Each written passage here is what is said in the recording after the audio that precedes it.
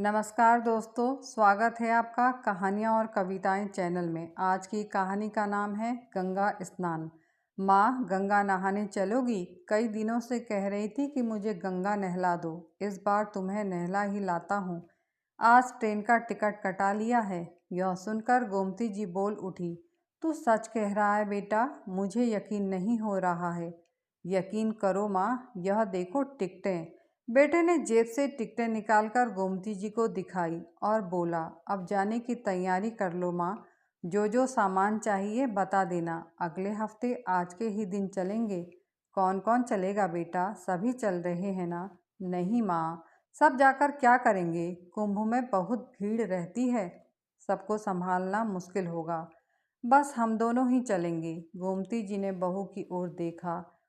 उनके अकेले जाने से कहीं बहू नाराज ना हो जाए। उन्हें लगा कि इतनी उम्र में अकेली बेटे के साथ कैसे जाएंगी। बेटा कैसे संभालेगा उन्हें? घर में तो जैसे तैसे अपना काम कर लेती हैं, बाहर कैसे उठेंगी बैठेंगी? घड़ी घड़ी बेटे का सहारा मांगेंगी तो फिर कहीं सबके सामने ही बेटा झल्लाने लगा तो परेशानी हो जाएगी उन्हें। अब क्या सोचने लगी माँ जी? आपके बेटे कह रहे हैं तो घूम लीजिए। हम सब तो फिर कभी चले जाएंगे। इसके बाद पूरे 12 साल बाद ही कुंभ पड़ेगा। बहू, क्या राधे मुझे संभाल पाएगा? गोमती जी ने अपना संशय सामने रखा तो उनका बेटा राधे हंस पड़ा। माँ को अब अपने बेटे पर विश्वास नहीं है। जैसे आप बचपन में मेरा ध्यान रखती थी वैसे ही रखूँगा। कहीं भी आपका हाथ नहीं छोड़ूंगा। खूब मेला घुमाऊंगा। बेटे की बात पर गोमती जी प्रसन्न हो गई। उनकी अभिलाषा पूरी होने जा रही थी। कुंभ स्नान कर मोक्ष पाने की कामना वह कब से कर रही थी। कई बार राधे से कह चुकी थी कि मरने से पहले एक बार कुंभ स्नान करना चाहती हैं। कुंभ पर नहीं ले जा सकता तो ऐसे ही हरिद्वार ले चल। वक्त खिसकता रहा, बात चलती रही। जब राधे अपने आप कह रहा है तो उनका मन प्रसन्नता से नाचने लगा। उन्होंने बहू बेटे के लिए आशीर्वादों की झड़ी लगा दी। रात दिन का सफ़र तय कर माँ बेटा दोनों इलाहाबाद पहुँचे। गोमती जी का तो सफ़र में ही बुरा हाल हो गया। ट्रेन के धड़-धड़ के शोर से, और टीटी ने रात भर गोमती जी को सोने नहीं दिया। खैर, सोते जागते गोमती जी का सफ़र पूरा हुआ। गाड़ी इलाहाबाद स्टेशन पर रुकी तो प्लेटफॉर्म की चहल पहल और भीड़ देखकर वह हैरान रह गई। राधे ने अपने कंधे पर बैग टांग लिया और वह एक हाथ से माँ का हाथ पकड़कर स्टेशन से बाहर आ गया। अब गोमती जी और राधे ने ऑटो रिक्शा पकड़कर गंगा घाट तक पहुँचने का मन बनाया। ऑटो रिक्शा ने मेला क्षेत्र शुरू होते ही उन्हें उतार दिया। करीब 1 किलोमीटर पैदल चलकर वे गंगा घाट तक पहुँचे गिरते पड़ते। बड़ी मुश्किल से वह एक डेरे में थोड़ा सा स्थान मिला। दोनों ने चादर बिछाकर अपना अपना सामान जमाया और नहाने चल दिए। गोमती जी ने अब तक के अपने जीवन में इतनी सारी भीड़ नहीं देखी थी। उन्हें लग रहा था जैसे वह किसी दूसरे लोक में आ गई हैं। उन्होंने अपने बेटे का हाथ कसकर थामा था। बेटा भीड़ में रास्ता बनाते हुए उन्हें गंगा किनारे तक ले आया। यहाँ भी खूब भीड़ और धक्का मुक्की थी। बेटे ने हाथ पकड़कर माँ को स्नान करवाया, फिर स्वयं स्नान किया। गोमती जी ने फूल बतासे गंगा में चढ़ाए। जाने कब से मन में पाली इच्छा अब पूरी हुई थी। उन्होंने हाथ जोड़कर प्रार्थना की, हे गंगा मैया, राधे जैसा बेटा हर माँ को देना। आज उसी के कारण तुम्हारे दर्शन कर पाई हूँ मैं। राधे ने माँ को मेला घुमाया, खूब खिलाया पिलाया। थक गई हूँ बेटा, अब नहीं चला जाता। गोमती जी ने बेटे से कहा तो बेटा गोमती जी को डेरे पर ले आया। माँ, तुम आराम करो, मैं घूमकर अभी आया। थोड़े रुपए अपने पास रख लो। उसने माँ को रुपए थमाए। मैं इन रुपयों का क्या करूँगी? तू है तो मेरे पास। फिर 5-10 रुपए हैं मेरे पास। गोमती जी ने मना किया। वक्त बेवक्त काम आएंगे माँ। तुम्हारा ही कुछ लेने को मन हो या कहीं मेले में मेरी जेब ही कट जाए तो। बेटे के समझाने पर गोमती जी ने रुपए ले लिए और बेटा वहाँ से चला गया। और गोमती जी थैला सर के नीचे लगा चादर पर लेट गई। उनका मन प्रसन्न था। बेटे ने खूब ध्यान रखा। लेटे लेटे उनकी आंखें झपक गई। जब खुली तो देखा कि सूरज ढलने जा रहा है और राधे अभी तक नहीं लौटा है। उन्हें चिंता हो आई। अनजान जगह, अजनबी लोग, बेटे के बारे में किससे पूछे। वह डेरे से बाहर जाकर इधर उधर देखने लगी। आदमियों का रेला एक तरफ तेजी से भागने लगा। वह कुछ समझ पाती कि चीख पुकार मच गई। पता लगा कि मेले में हाथी बिगड़ जाने से भगदड़ मच गई है। काफ़ी लोग भगदड़ में गिरने के कारण कुचलकर मारे गए हैं। सुनकर गोमती जी का कलेजा मुंह को आने लगा। कहीं उनका बेटा भी क्या इसी कारण अभी तक नहीं आया है। उन्होंने एक यात्री के पास जाकर पूछा, भैया यह किस समय की बात है। माँ जी, शाम 4 बजे नागा साधु हाथियों पर बैठकर स्नान करने जा रहे थे और पैसे फेंकते जा रहे थे। उनके फेंके पैसों को लूटने के कारण यह कांड हुआ। जो जख्मी हैं उन्हें अस्पताल पहुंचाया जा रहा है और जो मर गए हैं उन्हें सरकारी गाड़ी से वहां से हटाया जा रहा है। आपका भी कोई है? भैया, मेरा बेटा 2 बजे घूमने निकला था और अभी तक नहीं लौटा है। उसका कोई फ़ोटो है माँ जी? यात्री ने पूछा। फ़ोटो तो नहीं है, अब क्या करूँ? गोमती जी रोने लगी।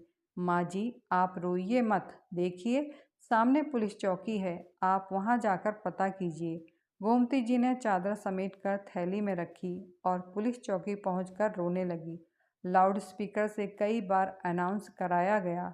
फिर एक सज्जन सिपाही अपनी मोटरसाइकिल पर बिठाकर गोमती जी को वहां ले गया जहां मृतकों को एक साथ रखा गया था। एक दो अस्थायी बने अस्पतालों में भी ले गया जहां जख्मी पड़े लोग कर्रा रहे थे और डॉक्टर उनकी मरहम पट्टी करने में जुटे थे। राधे का वहां कहीं भी पता न था। तभी गोमती जी को ध्यान आया, कहीं राधे डेरे पर लौट न आया हो और कहीं उनका इंतजार तो नहीं कर रहा है। उन्हें डेरे पर ना पाकर वह भी उन्हीं की तरह उन्हें तलाश कर रहा हो। हालांकि पुलिस चौकी पर वह अपने बेटे का हुलिया बता आई थी। गोमती जी ने आकर मालूम किया तो पता चला कि उन्हें पूछने कोई नहीं आया था। गोमती जी की आधी रात कभी डेरे में कभी पुलिस चौकी में कटी। जब रात के 12 बज गए तो पुलिस वालों ने कहा, माँ जी, आप डेरे पर जाकर आराम करो। आपका बेटा यहाँ पूछने आया तो आपके पास भेज देंगे। पुत्र के लिए व्याकुल गोमती जी उसे खोजते हुए डेरे पर लौट आई। चादर बिछाकर लेट गई, लेकिन नींद आंखों से कोसों दूर थी। कहाँ चला गया राधे इस कुंभ नगरी में? अब कहाँ ढूंढेगी वह अपने बेटे को? यहाँ उनका अपना है कौन? यदि राधे ना लौटा तो अकेली घर कैसे लौटेंगी? बहू का सामना कैसे करेंगी? खुद को ही कोसने लगी। व्यर्थ ही कुंभ नहाने की जिद कर बैठी। टिकट ही तो लाया था राधे। यदि मना कर देती तो टिकट वापस भी हो जाता। ऐसी फजियत तो ना होती। दिन निकला, वह नहाना धोना सब भूलकर सीधी पुलिस चौकी पहुंच गई। एक ही दिन में पुलिस चौकी वाले उन्हें पहचान गए थे। देखते ही बोले, माँ जी, तुम्हारा बेटा नहीं लौटा। रोने लगी वह। गोमती जी ने कहा, साहब कहाँ ढूंढूं, तुम ही बताओ। किसी ने मार काट कर कहीं डाल दिया हो तो? गोमती जी का रोते रोते बुरा हाल हो गया। अम्मा, धीरज धरो, हम जरूर कुछ करेंगे। सभी डेरों पर अनाउंस कराया जाएगा। आपका बेटा मेले में कहीं भी होगा, जरूर आप तक पहुंच जाएगा। आप अपना नाम और पता लिखवा दो और अब जाओ, स्नान और ध्यान करो। पुलिस वालों को भी गोमती जी से हमदर्दी हो गई थी। गोमती जी के डेरे पर लौट आई। गिरती पड़ती गंगा जी भी नहा ली और मन ही मन प्रार्थना की, हे गंगा मैया, मेरा राधे कहीं भी हो उसे कुशल रखना। और वहीं घाट पर बैठकर आने जाने वाले लोगों को गौर से देखने लगी। उनकी निगाहें दूर दूर तक जाने वालों का पीछा करती, कहीं राधे आता दिख जाए। गंगा घाट पर बैठे बैठे सुबह से दोपहर हो गई। कल शाम से पेट में पानी की बूंद भी ना गई थी। कमजोरी होने लगी उन्हें और ध्यान आया, यदि यहाँ स्वयं ही बीमार पड़ गई तो अपने बेटे राधे को कैसे ढूंढेंगी? उसे ढूंढना है तो स्वयं को ठीक रखना होगा। यहाँ कौन है जो उन्हें मनुहार कर खिलाएगा। गोमती जी ने आलू की सब्जी के साथ 2 पूड़ियाँ खाई। गंगा जल पिया तो थोड़ी शांति मिली। 2 पूड़ियाँ शाम के लिए यह सोचकर रख ली कि यहाँ तक ना आ सकी तो डेरे में ही खा लेंगी, या राधे भूखा लौटेगा तो उसे खिला देंगी। राधे का ध्यान आते ही उन्होंने कुछ केले भी खरीद लिए और बेटे को ढूंढते ढूंढते अपने डेरे पर पहुंच गई। पुलिस चौकी में भी झांक आई। देखते ही देखते 10 दिन निकल गए। मेला उखड़ने लगा। राधे भी नहीं लौटा। अब पुलिस वालों ने सलाह दी, अम्मा अपने घर लौट जाओ, लगता है आपका बेटा अब नहीं लौटेगा। मैं इतनी दूर अपने घर कैसे जाऊंगी? मैं तो अकेली कहीं आई गई नहीं। वह फिर रोने लगी। अच्छा अम्मा, अपने घर का फ़ोन नंबर बताओ, घर से कोई आकर ले जाएगा। घर से मुझे लेने कौन आएगा?